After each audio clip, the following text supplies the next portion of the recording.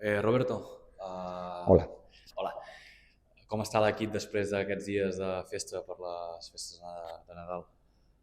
Bueno, lo que os dije, mentalmente creo que les ha venido muy bien, ¿no? Un muy pequeñito break, pero hemos trabajado bien, con, evidentemente corto tiempo de trabajo para preparar el domingo. Hemos empezado priorizando cosas nuestras que queríamos seguir mejorando y bueno, entre ayer y hoy un poquito trabajar el partido, las ideas más importantes.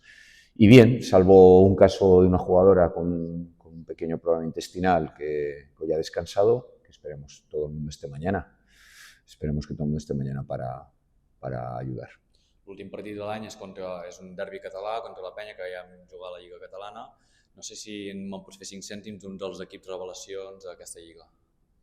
Bueno, sabemos que va a ser un partido difícil, sabemos que están compitiendo muy bien en su casa, con mucha confianza, que además querrán volver de un disgusto del último partido con IDK, sobre todo en el último cuarto, ¿no? Bueno, fueron 10 minutos que se les fue el partido y habrán aprendido, con lo que...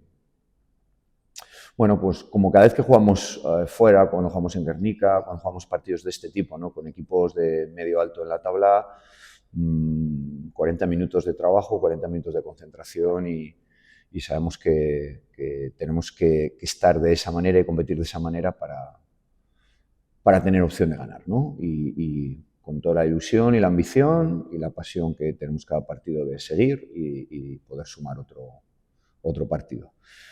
Y bueno, respecto a Juventud, bueno, todo el mundo habla de Koulibaly, de Dembélé, bueno, tampoco quiero alargar demasiado, pero para mí la idea debe ser trabajo de equipo. Es decir, no podemos pretender parar a una jugadora que está siendo MVP todas las semanas a nivel individual. Es decir, lo tenemos que hacer como equipo y esa tiene que ser la receta, ¿no? Y esto hemos hablado y con esa idea vamos, ¿no? Cualquier pick and roll que ella juega, cualquier poste bajo, cualquier situación, la tenemos que hacer con 5 jugadoras. Y trabajar bien esa actividad y esos aspectos del juego, cosas básicas que hemos hablado.